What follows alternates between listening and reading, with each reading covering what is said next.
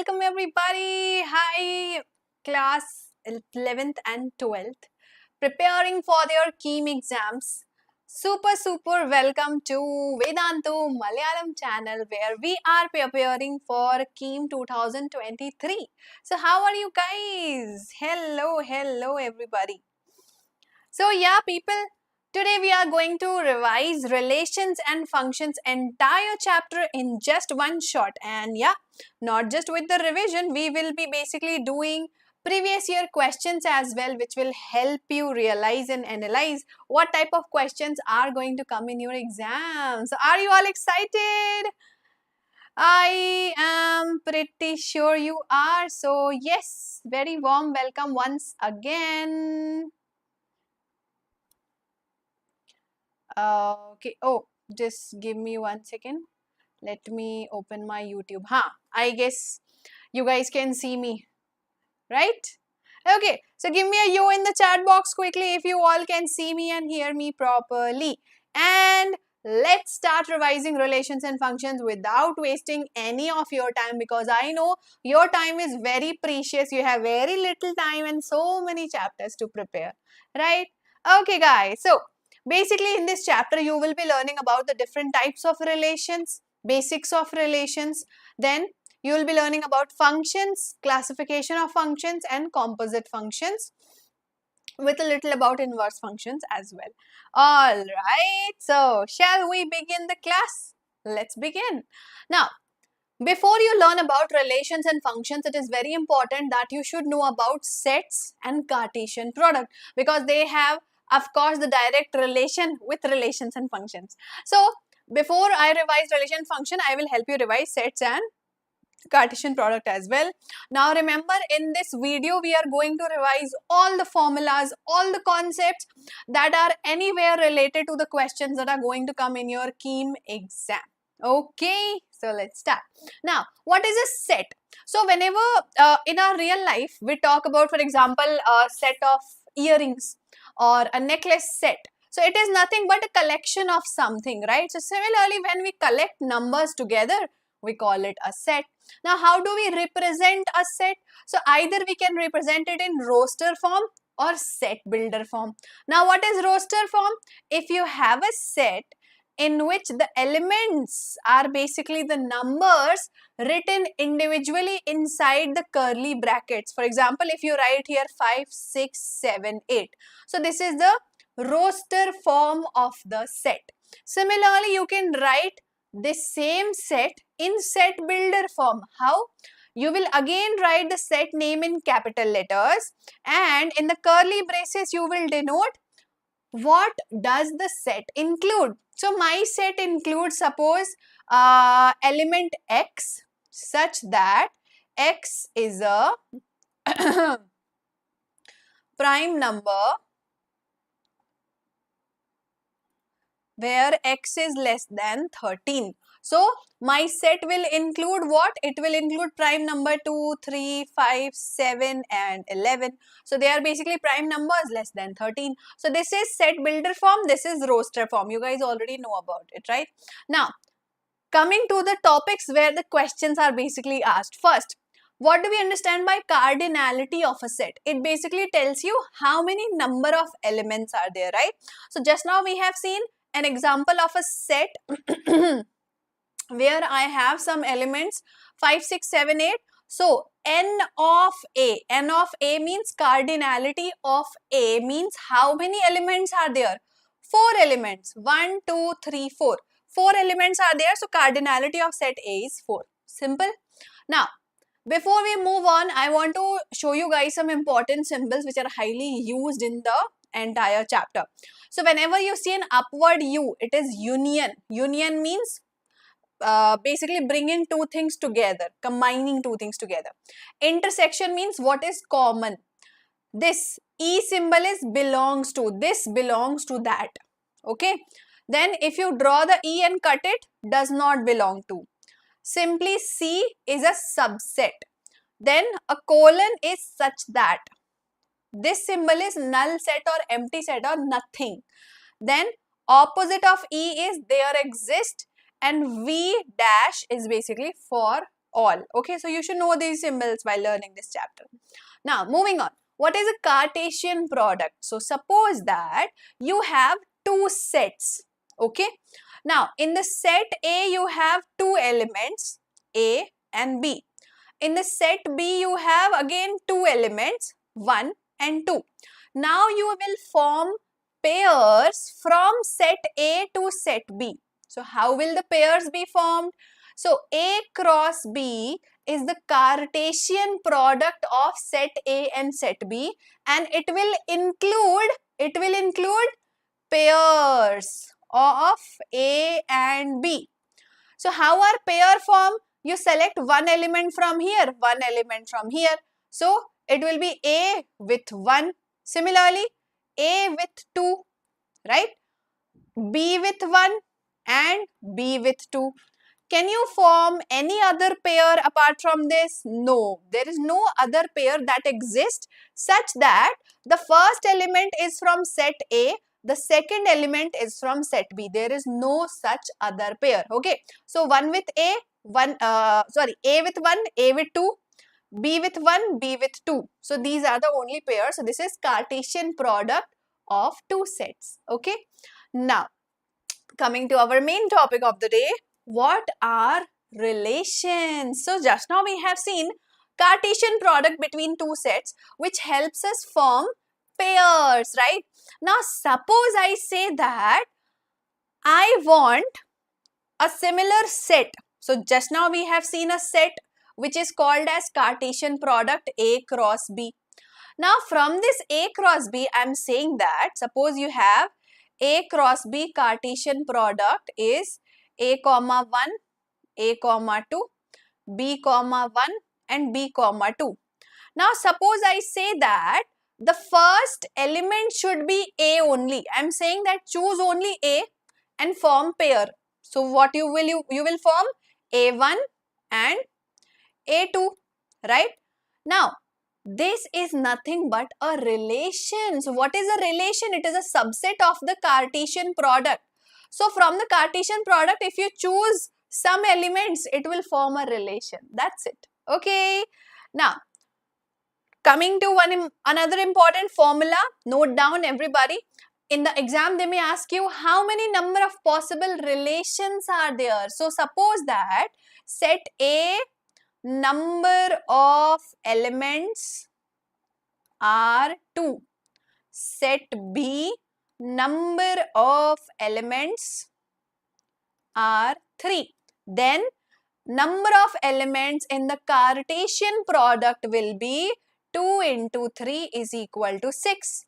And number of relations from A to B is equal to 2 to the power 2 into 3, that is 2 to the power 6. So remember, if this is m, if this is n, then this is 2 to the power m into n. Always remember 2 to the power product of the number of elements in set A and set B. Okay, moving on. Now suppose that you want to find out relation between the same set, between set A and set A, ABC and ABC. So how many relations will be formed? Once again, now we know that every relation is a subset of the Cartesian product. Now my set A is having n elements. So my A cross A Cartesian product will have n into n square elements. So therefore number of relations will be 2 to the power n square. I can write it as 2 to the power n square when the relation is described from same set to same set. Okay. Next, now coming to the different types of relations where the questions are also asked. So there are some 6 different type of relations that you will learn in this chapter. Number 1, empty relation, a relation that has nothing. So if I say that there is a relation where there are ordered pairs x comma y such that x is less than 1, okay, no, such that x is less than y and x is greater than y. Is it possible that a number is greater than another number and less than the same number? No, it's not possible. So we will say that this relation contains nothing. It is an empty relation. It has nothing. Okay.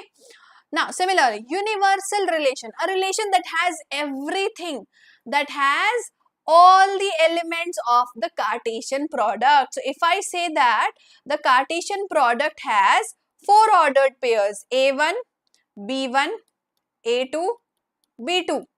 Now, similarly, if I define a relation which has all the 4 elements, it has A1, it has B1, it has A2,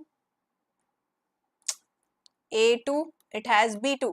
It has all the elements. So, such a relation is basically what? Universal relation. It has all the possible ordered pairs. Nothing is left. Okay. Next. Identity relation. Now, identity relation is very interesting. It says that relation should be defined between same number and itself. For example, suppose I have two sets. Set A has A, B, C. Set B has again A, B, C. I am forming a relation between A to B, or you can say between A to A. Now, if I define a relation such that it has ordered pair AA, BB and CC. So, is it an identity relation? Yes. Only the similar numbers, similar pairs, every pair should have same element, then only it will be called as a identity relation. Now, suppose my relation has AA, it has BB, but it has AB also. Will it be identity relation? No, it will not be identity relation because AB should not be there. Only AA, BB, CC, like this only you can have the elements. Alright. Now, just for your information, empty relation and universal relations are also called as trivial relations. Okay. Now, those three relations are not important. These three relations are very, very important. Okay. Number one, reflexive relation. So, what is a reflexive relation? It says that it is very similar to identity relation but a bit extra.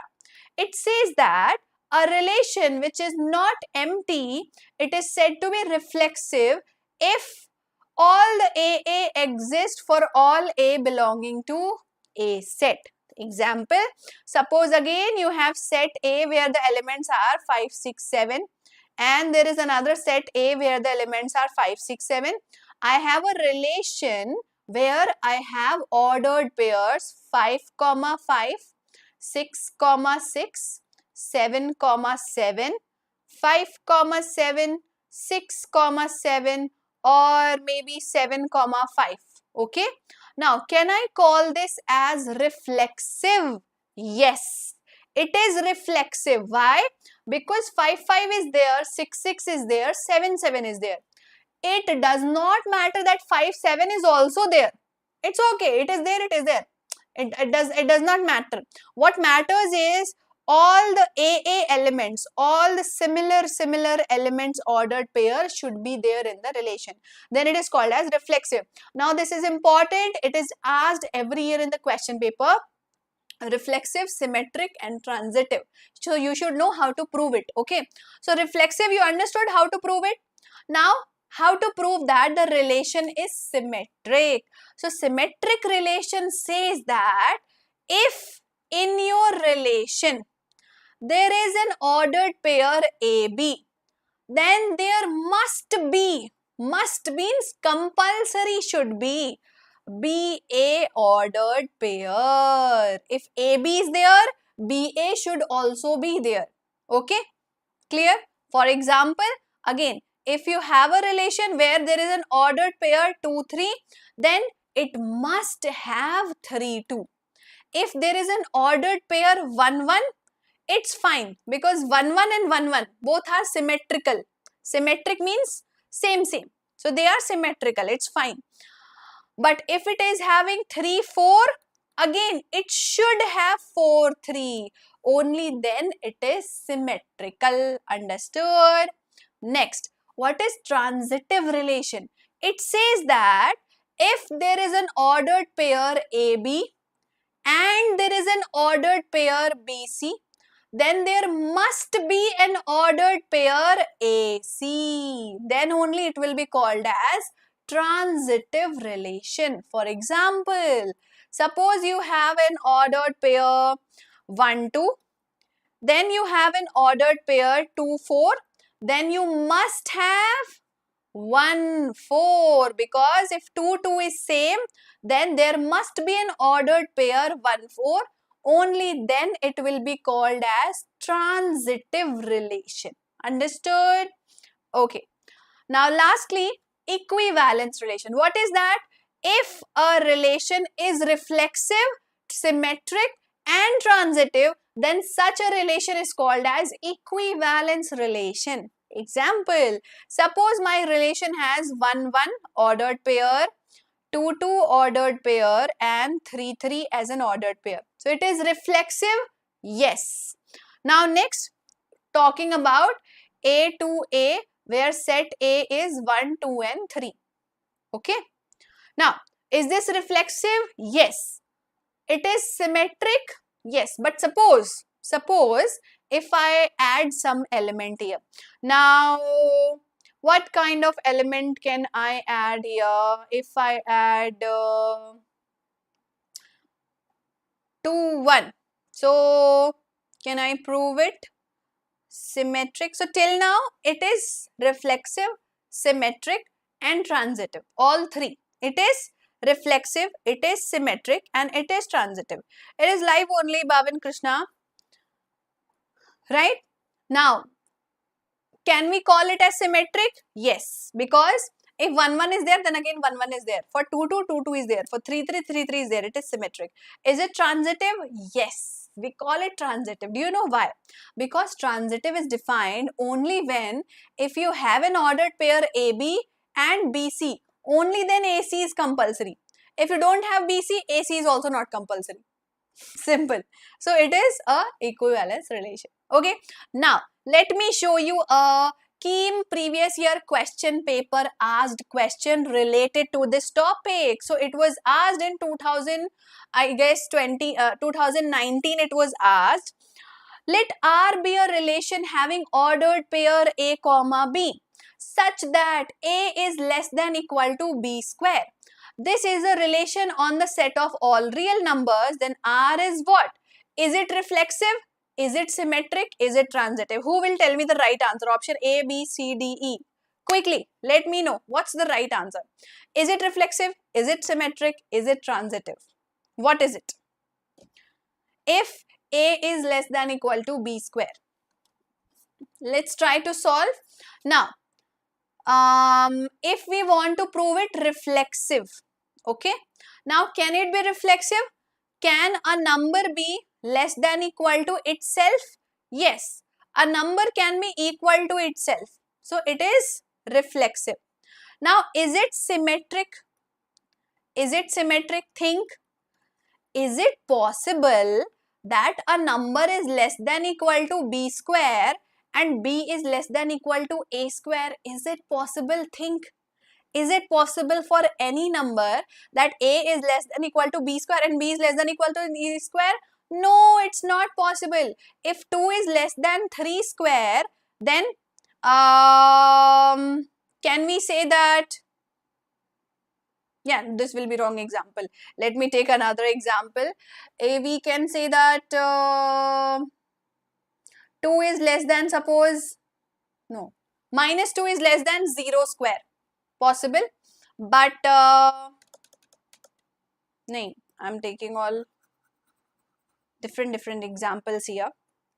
So Krishna is saying option B, transitive is there but not symmetric. Okay, but how did you prove that it is transitive?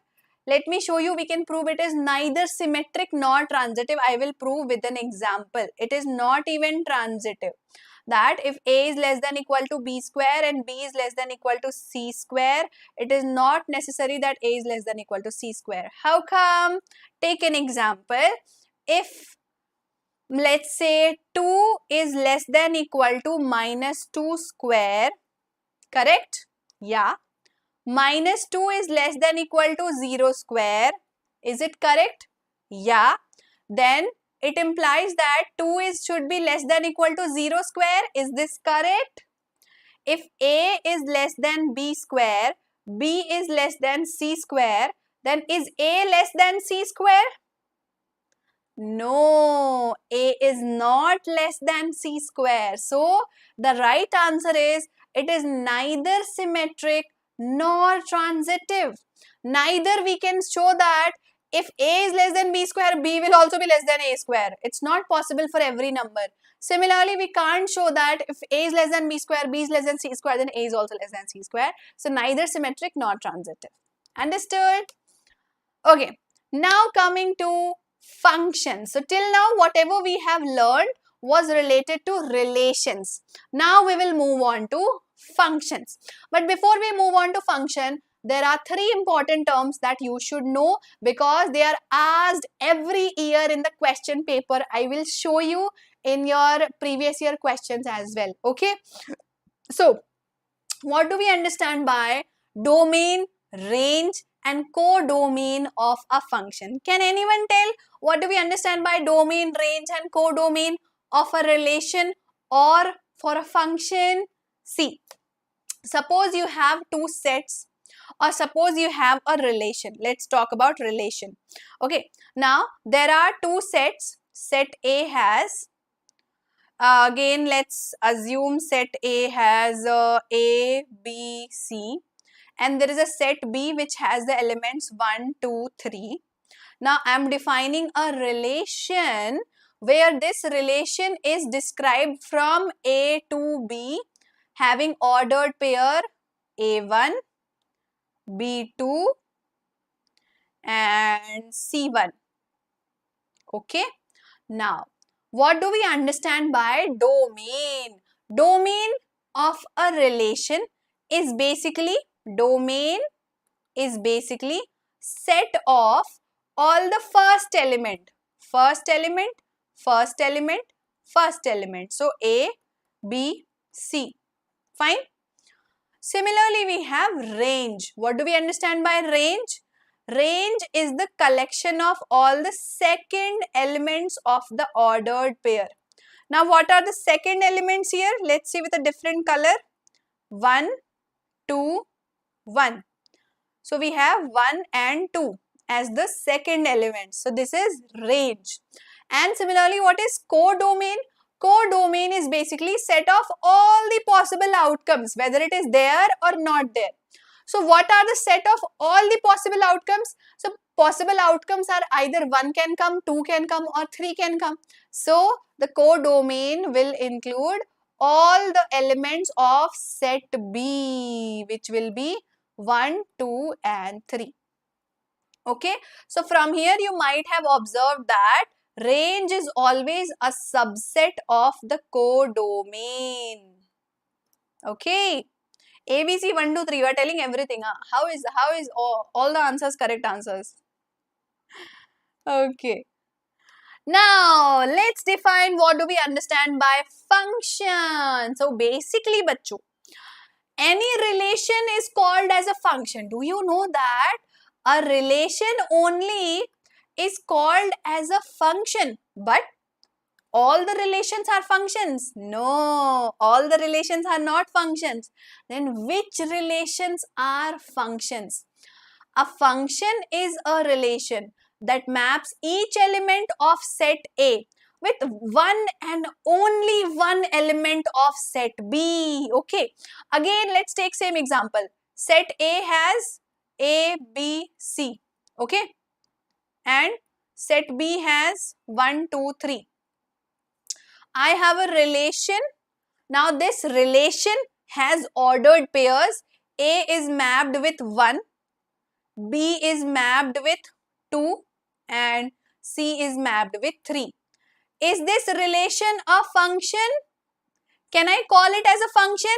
Yes, because every element is mapped to only one element. A is mapped to 1, B is mapped to 2, C is mapped to 3. They are not mapped to more than one element.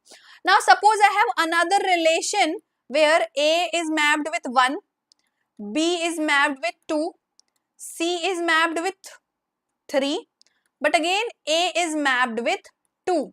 Now, is this a function? It is not a function. Why? Because A is mapped with 1 and A is mapped with 2. So, A with 1, A with 2. We cannot do that. We cannot map same element with many elements. This is not allowed in function. So, it is a relation? Yes. Is it a function? No. This type of question comes in your exam, that identify it is a function or not. So how will you identify it is a function? You should just check that one element should be mapped to only one element. If A is with 1, A cannot go with 2. Okay? Okay. Now, let's talk about the different types of functions you have. Super important. Again, asked every year in the question paper, the different types of functions to prove them. Okay. First is a 1 function. From the name itself, you can understand what is a 1 function. That one element is related to only one element.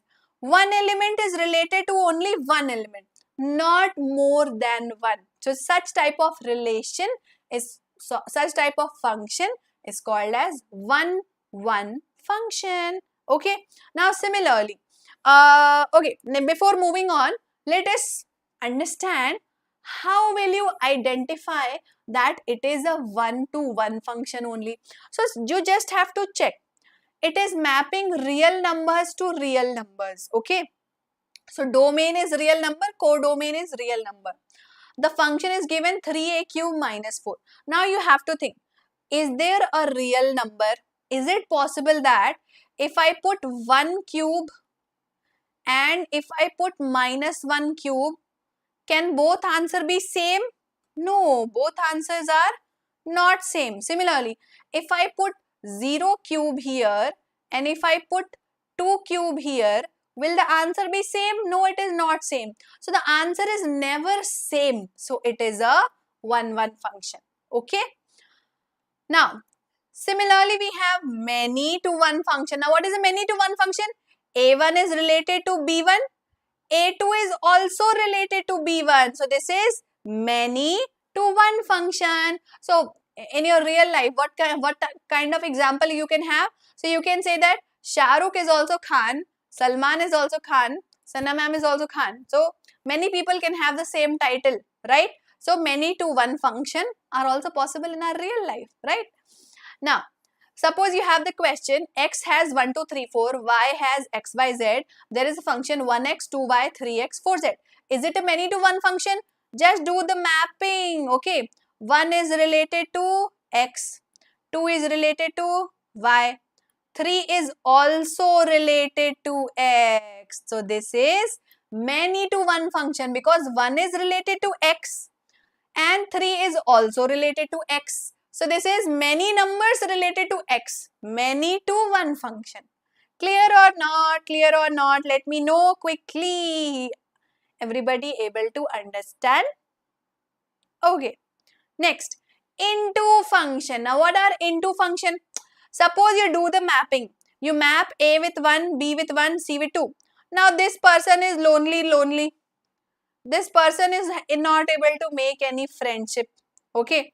So this person is lonely. It is left out in the codomain. So such a function is called as into function. Okay. For example, if you have two sets, let's say set A is having 1, 4, 7, 12. Set B, it is given, set B has A, B, C, D, E, F. And here you have the function 1 with A, 4 with B, 12 with C, 7 with E and 4 with D or B, whatever, D. Now, is there anyone left? Oh, this fellow, this F for fellow is left again. So here he is lonely again, he or she. She can also be lonely. So he is lonely again.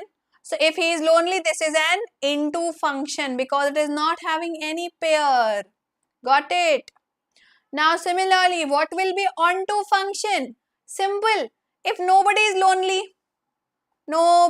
lonely, everybody having some friend, then it is called an onto function because every person in the set A has a friend in the set B. Every person in the set B has a friend in set A. So it is an on-to function. Nobody is left out alone. Clear? Okay. Now lastly, bijective functions. What are bijective functions? So if your function is 1, 1 and it is also onto, then your function is called as bijective function. It should be 1, 1 and it should be onto. Okay? It should be 1, 1 and it should be onto, then it should be bijection. It's like two injections together. You know injections, right? So it's like two injections together, bijective function. Both are compulsory. Got it? Great. Now, let's do one more KEAM previous year question paper asked question. Now, how many of you know sin x? Your brother sin x, how many of you know? How many of you know him? Do you know the graph of sin x? I'm sure you don't know the graph of sin x. I know, you guys are very lazy. You have not yet revised trigonometry, right? So, if you look at the graph of sin x, or if you look at the domain and the range of sin x, you will know that sin x domain has all the real numbers. All the numbers are there. But the sin x range, do you know it is only from -1 to 1?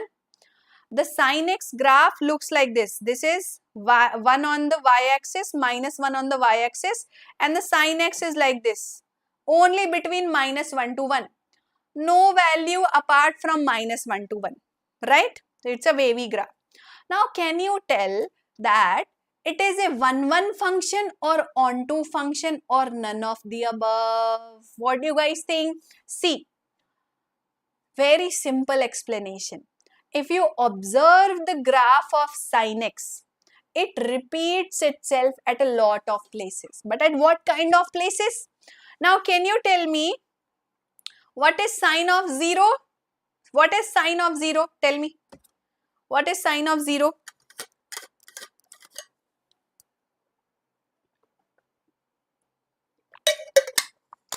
What is sine of 0? No one. No one remembers sine of 0. Come on. It is 0. Sine of 0 is 0. Can you tell me what is sine of 2 pi? Can you tell me? Sine 2 pi is how much? It is again 0. Can you tell me what is sine of 4 pi? It is again 0. So what do we understand by this? What do we understand by this? Now, can you call it as a 1, 1 function? Or you will call it as many to 1 function? Now, take a guess at least. By looking at the example, will you call it a 1 to 1 function or a many to 1 function? Come on, everybody has to guess the answer. At least guess the answer. Just by looking at the example here. Is it a 1, 1 mapping or many to 1 mapping? You guys are so slow. Your KEAM exam is approaching in May itself. Why are you so slow right now? Not able to give this simple answer. It's a many to 1 function. Just now I have taught you. If sine 0 is also 0, sine pi is also 0, sine 2 pi is also 0, it means what? It is many to 1 function, na? Many values are relating to only one value. Many to 1 function. Simple. Now, can we call it as an into or onto function? It is into or onto. Now, if we look at the domain of sin x, domain of sin x has all the real numbers. So, all the real numbers means -4, -3, -2, 1, 0, 1, 2, 3, 4 and so on. Similarly, the codomain has all the real numbers, -4, -3, -2, -1, then -0.5, 0, 0.5, 1, 2, 3, 4, 5 and so on. But the range of sin x is only -1 to 1. So, -4 is also between -1. -3 is also between -1. 0 is also between -1. This is lonely, this is lonely, this is lonely. These numbers do not have any pre-image. So it's an into function. So this function is neither 1, 1 nor on 2. Always remember, if you can't remember the procedure, just remember if they ask you about sin x, cos x, or if they ask you sec x, cosec x, you can directly say that they are neither 1, 1 nor on 2. Of course, you don't have to prove, it is an objective exam, right? Chalo, last topic of the day, inverse of a function. Now, this is super simple. What do you understand by inverse? Inverse simply means that the range will become domain, the domain will go into the range. Okay, now how do you find out the inverse? Again, it is asked in the question paper, so you should know. Suppose your function is 2x plus 3. It is given that your function is 2x plus 3. They will ask you what is the inverse of x. How will you find inverse of x? Very simple procedure. Just write f of x as y. Okay, y will be 2x plus 3. So what is x? Just bring this 3 here. Y minus 3 is equal to 2x. Y minus 3 divided by 2 is equal to x. Now this becomes your f inverse. Inverse of the function. So if they say that the function is 2x plus 3, what is the inverse of the function? You get the value in terms of y and replace with x. So x minus 3 by 2 will be inverse. Okay. So in place of y, you just write x. That will become the inverse. Can you do that? Okay. Now we have revised all the topics. Let's quickly practice the previous year question paper asked questions. Are you guys ready? I want you to answer each and every question in the chat box, even if it is wrong, even if it is right, just answer it. Okay, chalo.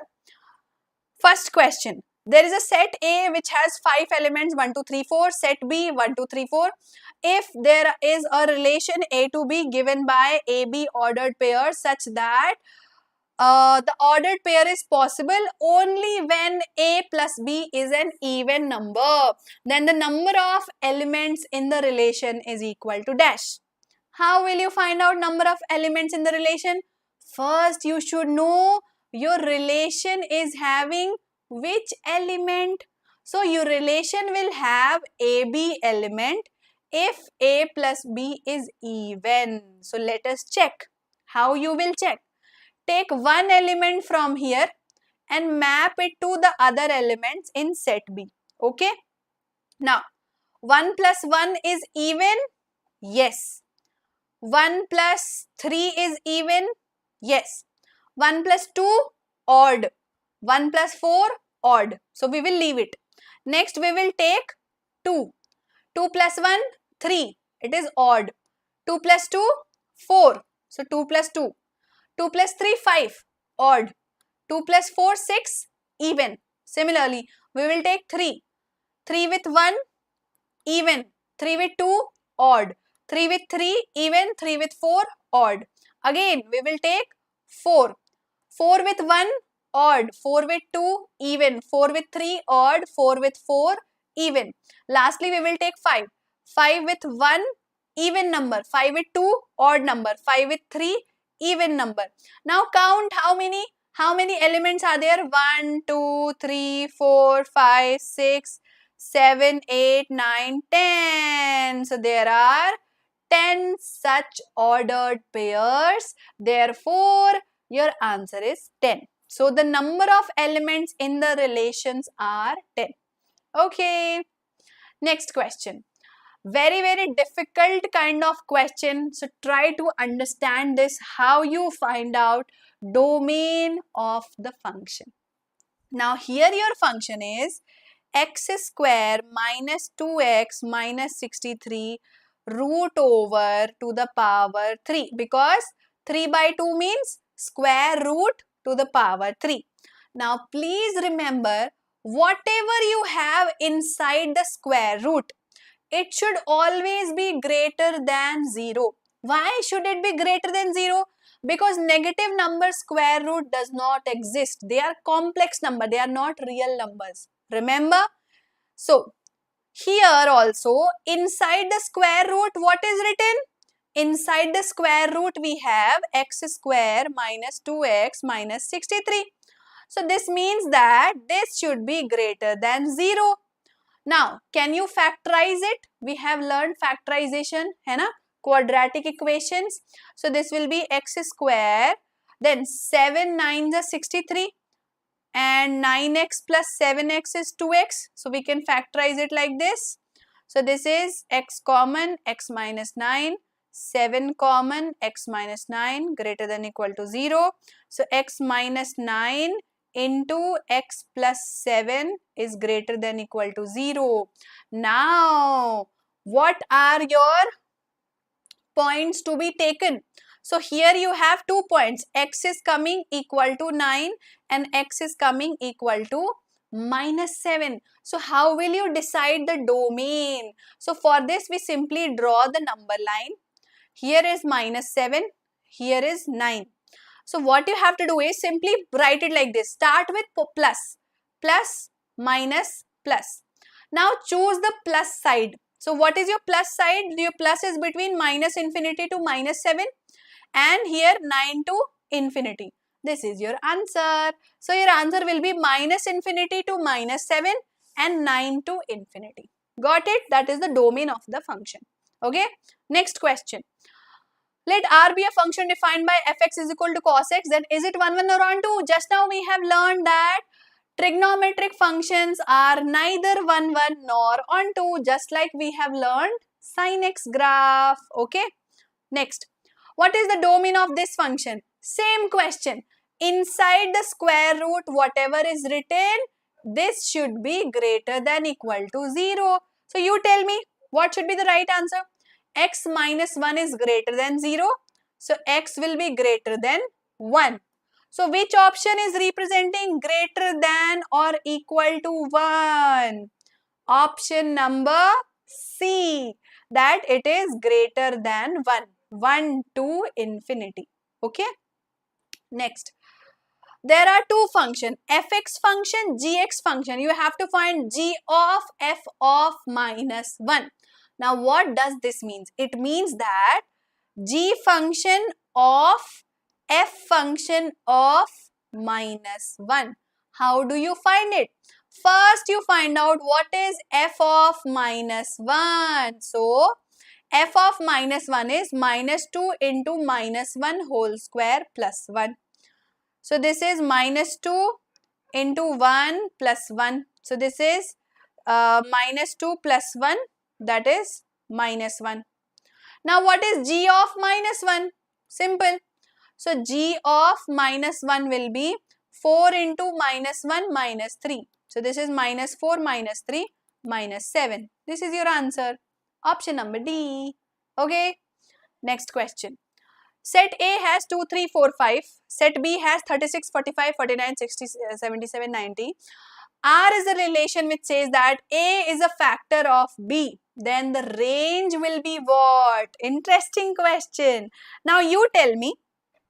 Suppose in the set A there are elements 2, 3, 4, 5. In the set B you have 36, 45, 49, 60, 77, 90. So, here you can simply say that 2, 3, 4, 5 and here you will have 36, 45, 49, 60, 77 and 90. Okay. Now 2 is a factor of 36. Okay. 3 is a factor of 45. Similarly 4 is a factor of 60. 5 is also a factor of 60. 5 is a factor of 90. Now what is the factors of 49? 49 factors are 7. Is 7 present over here? No. 77 factors are 7 and 11. Is 7 and 11 present here? No. Then who is lonely, lonely? 49 and 77 are lonely, lonely. They are not there in the range. So the range only has 36, 45, 60, 90. So 36, 45, 60, 90. Option B is the right answer. Okay, next question. If star is a binary operation defined like this for positive integers a and b, then 2 star 5 is equal to what value? Nothing but. Very simple question. What you have to do is just put a is equal to 2, b is equal to 5. That's it. Can you solve it? So simple. So a upon b, b upon a, 1 upon ab. So just put it 2 upon 5, 5 upon 2, 1 upon 2 into 5. So this will be, if we take the LCM will be 10. So just multiply this by 2, multiply this by 5 to make the LCM. Denominator will be same. 2 2s are 4, 5 5s are 25 and 1 upon 10. So this is 30 upon 10, which is 3. So what is your answer? 3 is your answer. Option B. Okay. Next question. Consider the set M1, 2, 3 along with the relation given over here. Which of the following statement is true? Is it reflexive, symmetric, transitive? Let's see. 1, 1 is there, but 2, 2 is not there. So it is not reflexive. Now, let's talk about symmetry. Let's talk about symmetry. 3, 1 is there, but 1, 3 is not there. There is no 1, 3. No 1, 3. So, not symmetric. Let's talk about transitive. Is it transitive? Let's see. If we have